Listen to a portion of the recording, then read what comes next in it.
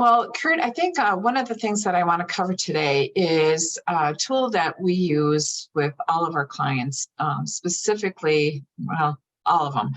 there's not a difference between a new client and an existing client when it comes to the cash flow awareness. I think what we find is people have a general idea of like how much their expenses are. They look at their checking or savings at the end of the month.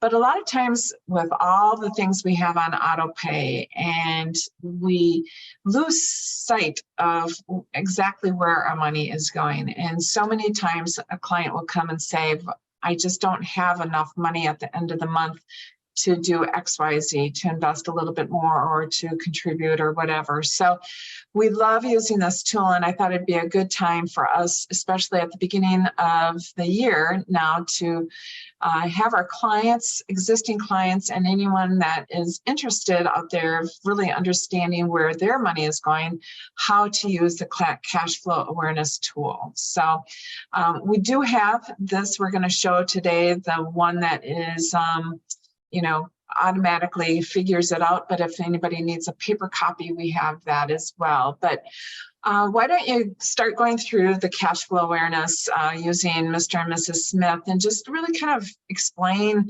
how to fill it out and why. It's not a budget, as you always say. So why don't you take us through this form for us? Yeah, sure. Well, so Jennifer, again, as you mentioned, our cash flow awareness tool is we use as a tracking tool. We try to stay focused on having abundance mindset, and abundance mindset is focused on opportunities, whereas a budget, while we don't like to call it a budget or have a budget, is it's focused on what we can't do.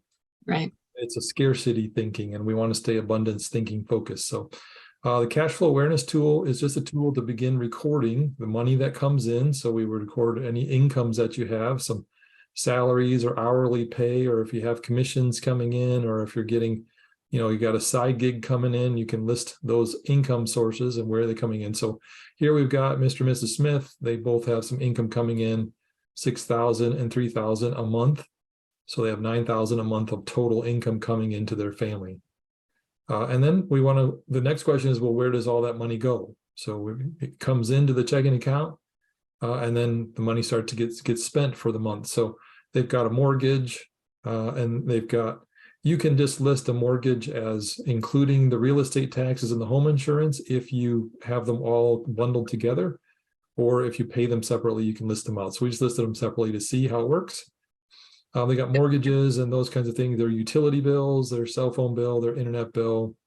You may have other housing expenses. Maybe you've got. You might have landscaping. I guess what I wanted to say is, you touched on this, is that you can change. Some of this comes pre-filled as far as the topics, and then you just put in the money, but you can make adjustments based upon your own personal situation. Yeah, so any of the areas that are blue on the screen are areas where you can add some more. So if you decided you wanted to pay for land, you were paying for landscaping, we can add that in and add that to the budget and say that you're paying $50 a month for that, just whatever the number is. Perfect. So you can add it on the fly real easy. And and it'll do all the math and adds it all up for you. Wonderful. Yeah. So, and then we've got, things like transportations. You might have a car payment, a boat payment, RV payment, toy payments, those kinds of things can be listed here. Medical costs, your health insurance, your prescription expenses, dental and vision insurance can be listed here. If you've got other medical expenses, doctor bills or things, it can be listed. And then you might just have other loans that you have, or credit cards that you're making payments on. Maybe you use credit cards to build points. Those are different tools you can have. Charity payments, life insurance payments, maybe you have disability insurance, those kinds of things. And then those are all your fixed expenses. They're pretty much the same every month. There are no surprises. And then we have the non-fixed expenses. Those are, the ones that are different every month, like groceries and clothes and restaurants, gasoline. We listed out pets and gym memberships, those kinds of things. So you can put in whatever it makes sense for you. You'll see that it tallies up your total fixed expenses, your total non-fixed expenses, adds them together. And then at the bottom, we've got things, maybe you have a bill that comes just once a year. Maybe you take a vacation once a year and you spend $5,000. Well, it will automatically add all these up and divide it so that it comes out to be a monthly amount and then adds it to our totals. And we can see here that, Mr. and Mrs. Smith, they're saving about $850 a month. They have extra after they pay their bills. And so that's be money that we would assume they'd be saving somewhere. With those be dollars, we would talk about, well, what could you be doing to help bring benefit? And how do we help make this number bigger? And I will say that more times than not, a lot of people are surprised that, where is the money going to? If, because they will come to us and say, boy, that $800, I don't have $800 going into my savings every month.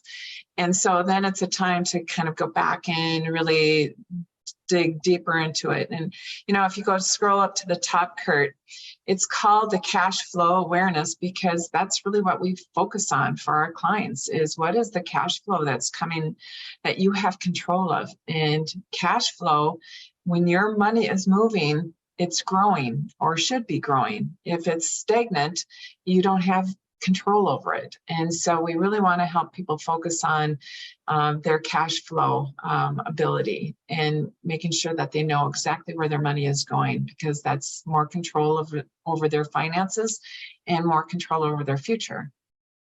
Yeah, the last thing that I'll bring up is, this total down here this is kind of your number.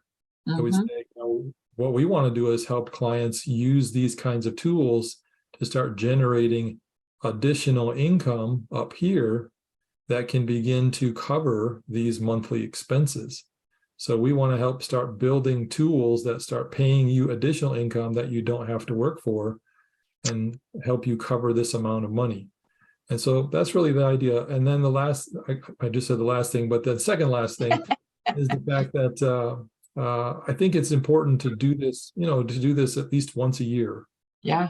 We start to get lax on, we start spending more on restaurants and we start doing other things. And we really don't forget that we wanted to cancel, 4 of our subscriptions and that kind of stuff. So, and then those are extra dollars that we don't have to spend, and it can reduce our expense, increase our savings, and kind of go from there. So I would also say, I think people would be, because I was shocked at the Amazon. We now shop online so much, and that we are not really cognizant of, click of a button, we have groceries and everything delivered. So it's really understanding where that money is flowing to. People, I think, will be very, very shocked when they see the details of where their money goes to. Yeah, well, worst case scenario, you're aware. With awareness is knowledge. With knowledge comes power. You get the ability to make different choices. So I think this is a helpful tool. Hopefully you'll find this of value. Or feel free to reach out to us if I have any questions about it. But we'd love to help. Where can they get the tool, Kurt?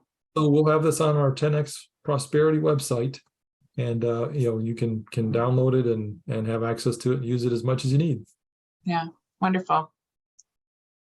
Well, enjoy the day. Thanks. Take care.